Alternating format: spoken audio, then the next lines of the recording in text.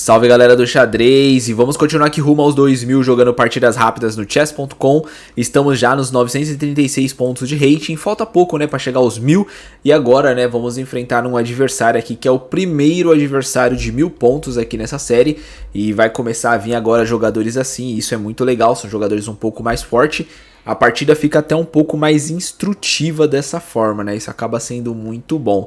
E as dicas que eu falo para os jogadores de 1000 pontos nesse exato momento aqui é: continuem estudando tática, que realmente ainda é a melhor opção para você evoluir, entendeu? Porque eu percebi que os jogadores aqui de 1000 pontos, eles erram muitas coisas besta mesmo de tática, principalmente de tática, né? Então vamos aqui jogar e eu vou mostrar aqui na partida aqui por que eu falo que tática é muito importante até mesmo para os jogadores de 1000 pontos, certo? Bom, aqui E4 é feito, o jogador faz a defesa escandinava, fazendo o peãozinho D5 aqui, certo? Uma defesa interessante. E geralmente, na maioria das vezes, na outra série, eu sempre tomava o peão aqui, né? Só que dessa vez eu tô fazendo diferente, eu tô avançando o peão. Por quê? Porque eu quero encontrar posicionamento diferente em certas aberturas, né? Escandinávia, francesa, Firidoro, eu tô jogando de forma diferente para ver se eu encontro lances diferentes, um tipo de jogo diferente, até mesmo para mim mesmo, né? Sei lá, jogar de uma forma diferente para mim mesmo, colocar no meu kit de jogos, né, o kit de, vamos dizer assim, kit de aberturas que eu posso utilizar, né, mais ferramentas, mais armas para enfrentar meus oponentes, certo? Bom, aqui o jogador resolve fazer o avanço, então eu fiz o avanço para E5 e o jogador fez o avanço para peão D4 aqui, certo? Então fica essa maluquice aqui no centro, beleza. Aqui eu vou pro meu desenvolvimento, né, cavalo F3. O jogador joga C5, interessante, querendo proteger o peão central. E aqui simplesmente eu faço bispo em B5. E por que eu faço esse bispo B5 aqui? Bom, eu poderia muito bem jogar bispo C4, só que eu quis fazer o quê? A mesma linha estrutural, tá vendo? Da Ruy Lopes, entendeu? Se vocês reparar aquilo que eu sempre falo pra vocês, se vocês sempre jogar muito parecido com a abertura que vocês estão utilizando sempre, mesmo que você enfrente uma abertura meio esquisita, né? Por exemplo, a Escandinávia, ela sai dessas linhas muito normais de peão-rei, né? Ela acaba indo para umas linhas diferentes. Então não tem como você fazer uma Ruy Lopes contra a Escandinávia. Porém, você pode jogar parecido, né? Cavalo F3, bispo aqui em B5 e tenta jogar parecido, porque você vai ver que você vai ter mais facilidades para jogar Ruy Lopes. Porque quanto mais vezes você for jogando da forma parecida com a Ruy Lopes, mesmo que não seja a Ruy Lopes, né? Você tá enfrentando uma Escandinávia, querendo ou não, isso vai, sei lá, de alguma forma entra na tua cabeça, vamos dizer assim. Eu aprendi muitas aberturas dessa forma, né? O jeito de jogar aberturas e tudo mais dessa forma aqui, certo? Então, bom, o jogador agora protege o cheque que eu fiz, né? Fazendo o cavalo C6. E nessa posição eu resolvo tomar o cavalo dele aqui. E por que eu tomei esse cavalo? Bom, apenas opção. Eu falei, quer saber? Eu vou tomar este cavalo e é isso. Só resolvi tomar e vamos jogar dessa forma, né? Bom, aqui nessa posição o jogador captura com o peão de B e agora eu faço o pequeno roque, certo? Bom, o jogador agora faz G6 e agora eu faço o peão D3 aqui com a ideia de liberar bispo, né? Casas para o meu bispo sair. E também dominar um pouco do centro, né? Que tava meio bagunçadinho aqui para as peças brancas. Certo? Bom, bispo G4 agora. E agora cavalo D2, protegendo meu cavalo de F3. Aqui o jogador faz um peão da francesa, né? Esse peãozinho eles falam que é o peãozinho da francesa. Avança aqui o peão F6 aqui, né? Inclusive esse peão aqui ele é meio maluco porque, por exemplo, se você toma aqui, ele vem com o cavalo. Então você tá dando um tempo pro cavalo dele, sabe? Tipo, ele tá ganhando um tempo aqui em cima de você.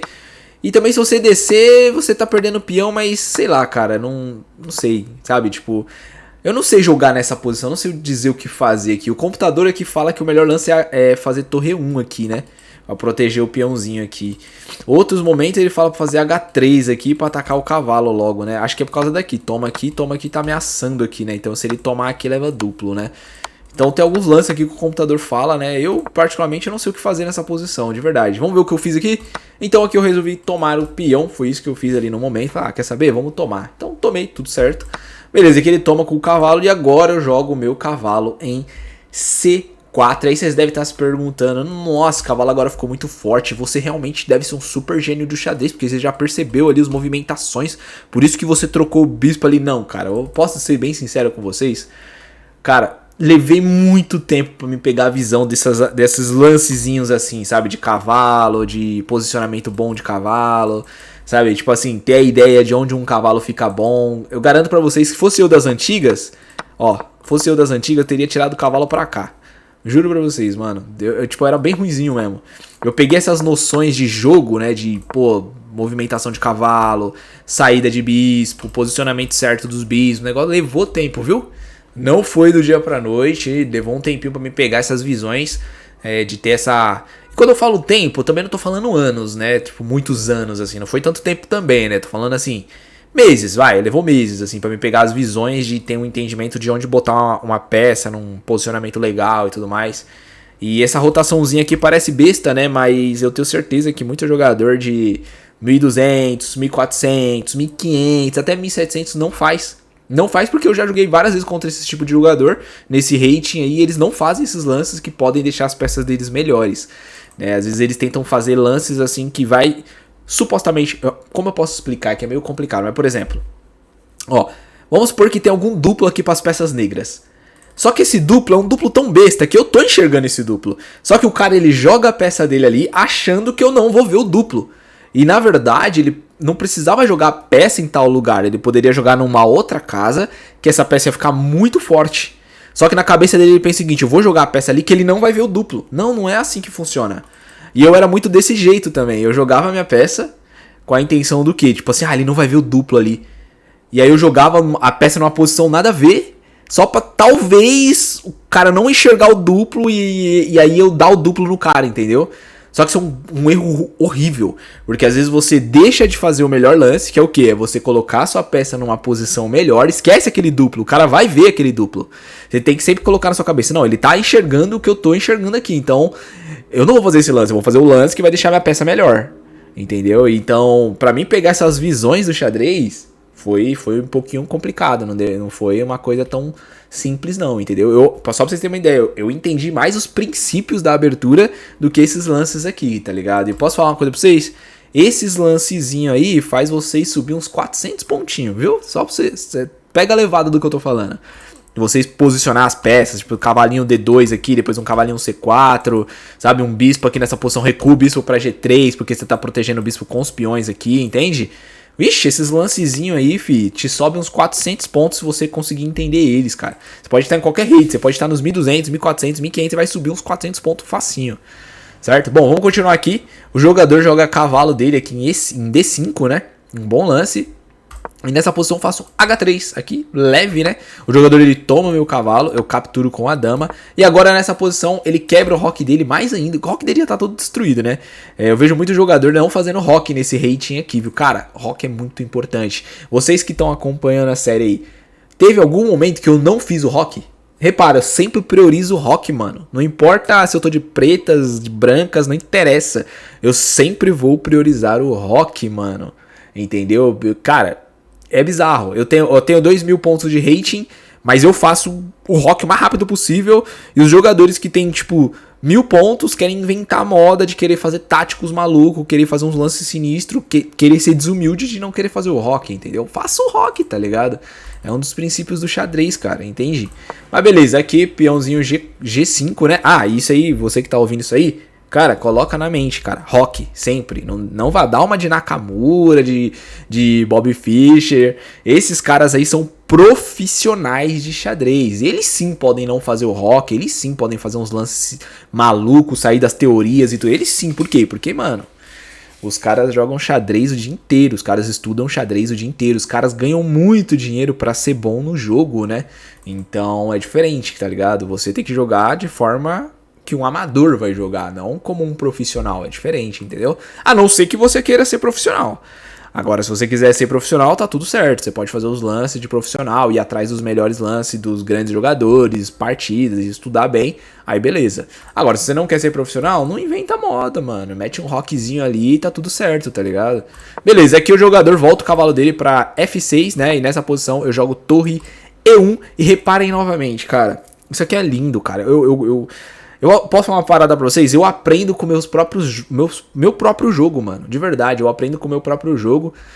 Olhando aqui eu vejo os lances que eu poderia fazer e tal, e eu vejo que a minha abertura ela é muito sólida, qualquer abertura que eu faço ela é muito sólida.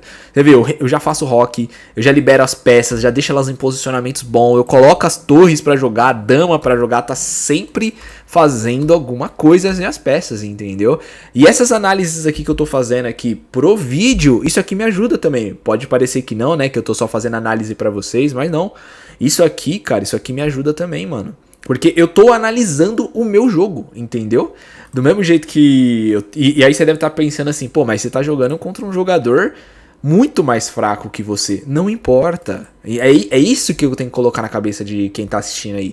Não importa que o jogador tenha muito menos rating do que eu. Não interessa, entendeu? Não importa. O que importa é o seu jogo. Não importa o que o adversário tá fazendo. O que o adversário tá fazendo é ele que tem que observar o que ele tá errando. Entendeu? Vocês têm que entender uma coisa, o xadrez é individual, o xadrez não é coletivo, você não tem uma equipe jogando com você, você não depende de outra pessoa para fazer os melhores lances, é você por você, entendeu? Então, não importa que você tá jogando com um jogador que tenha 1000 pontos a menos que você, 500, 200, 300 pontos a menos, não interessa o que ele tá fazendo de errado, o que importa é o que você tá fazendo no tabuleiro. Entendeu? O que importa é o seu lance, se é o mais certo, se não é o mais certo, se você tá errando aqui, se você tá errando ali. E é nesse jeito que você vai pegar a levada, entendeu? Ah, mas você tá jogando com um jogador muito fraco. Novamente, é aquilo que eu tô falando. Não importa, o que importa é o seu jogo. E o meu jogo olhando aqui é muito gostosinho. Ó, repara. Leve as peças, sempre jogando, sempre ativa. Eu sempre ativo as peças. Mesmo contra um jogador que tenha muito menos ponto do que eu sempre vou seguir os princípios do xadrez da forma correta, sem errar, sem malícia, sem desrespeitar o jogador. Entendeu? Sem desrespeitar o jogador. Entende? Eu vou lá, eu respeito o jogador, eu faço rock, eu vou jogando de forma lenta, melhorando as minhas peças, sem desrespeitar. Entende? Por quê? Porque eu quero sempre fazer esse jogo, independente do adversário que eu tô enfrentando. Se eu estiver enfrentando um cara de 2000 de rating, eu vou jogar da mesma forma que eu enfrentar um cara de 1000 pontos. E é isso, mano. Entendeu? O seu jogo, ele tem que ser nessa consistência fortíssima. Entendeu?